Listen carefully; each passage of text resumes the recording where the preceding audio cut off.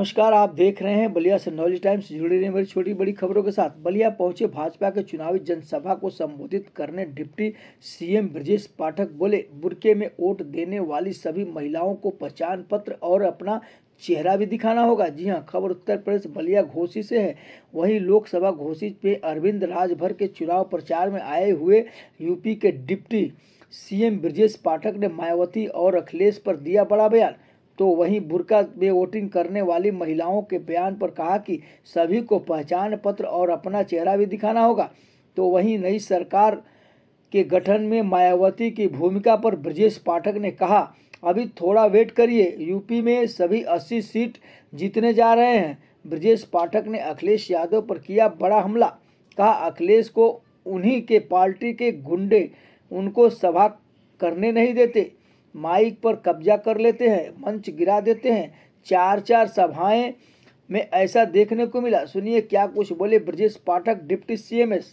Sir, ST Hasan जो है वो मुस्लिमों के आरक्षण की मांग कर रहे हैं, ये मांग कितनी जायज है? समाजवादी पार्टी और कांग्रेस का जो गठबंधन है पूरी तरह से दिग्भ्रमित है, मुद्दों से बात नहीं कर रहे हैं। माननीय प्रधानमंत्री नरेंद्र मोदी जी ने विकसित भारत का संकल्प लिया है, उस पर इनका कोई विचार नहीं है।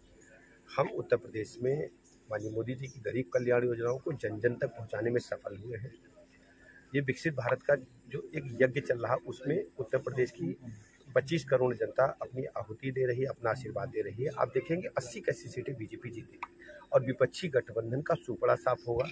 इनके पास कहने को कुछ नहीं है। ये तरह तरह की बातें करके केवल जनता को दिग्भ्रमित कर रहे हैं, गुमराह कर रहे हैं।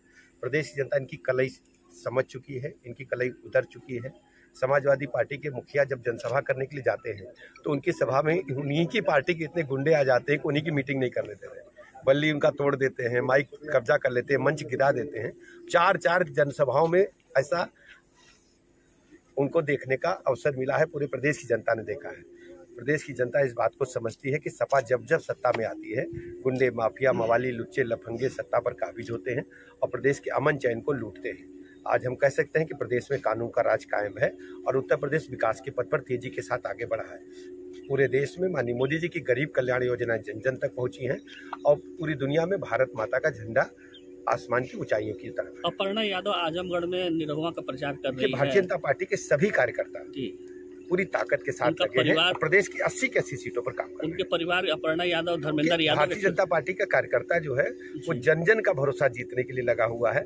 यहाँ कोई किसी परिवार का नहीं होकर के एक एक कार्यकर्ता सब लोग जुटे हैं। एक चीज और है सर, जिस तरह से दिल्ली बीजेपी ने चुनाव आयोग से मांग किया है कि जो बुर्के में जो लोग महिलाएं जो वोट देने जा रही है उसकी जांच की जाए। तो निर्वाचन आयोग का नियम है कि जो भी मतदाता जाएगा अपना आईडी प्रूफ लेकर के जाएगा और मिलान किया जाएगा, उसके बाद ही मतदान करने को मिलेगा। क्या बुर्के में फर्जी वोटिंग की भी बात सामने आई है क्या? हमने आपसे साफ कहा कि जो भी मतदाता वोट देने जाएगा उसको अपने पहचान पत्र के साथ जाना पड़ेगा और चेहरा दिखाना पड़ेगा। ये निर्वाचन आयोग का नियम है। यूपी में विपक्ष तो कह रहा है सर कि हम 79 सीटें जीत रहे हैं। आप वेट करो, इनकी कलई उतर चुकी है, ये सब फर्जी बातें कर रहे हैं और केवल अपना फेस सेविंग कर रहे हैं। 4 तारीख को 11 बजे 12 बजे तक पूरी तरह से ये भाग जाएंगे। एक जनित तो जाएंगे अपने नानी के यहाँ इटली और ये चले जाएंगे सिंगापुर घूमने के लिए। सर अभी बलिया आए हुए हैं, किसके समर्थन में रहा? बलिया में हमारे लोकप्रिय प्रत्याशी आदरणीय नीरज शेखर जी एक तरफा प्रचंड बहुमत के साथ जीत रहे हैं। मैं बलिया कई बार गया, नॉमिनेशन में भी आया था, उसके बाद भी आया था और आज हम अभी रसड़ा विधानसभा में हैं जो घोसी लोकसभा का हिस्सा है। तो यहाँ अरविंद राजभर जी और वहाँ नीरज शेखर जी एक तरफा प्रचंड बहुमत के साथ जीत रहे हैं, हमारे एनडीए गठबंधन के जो पार्ट है।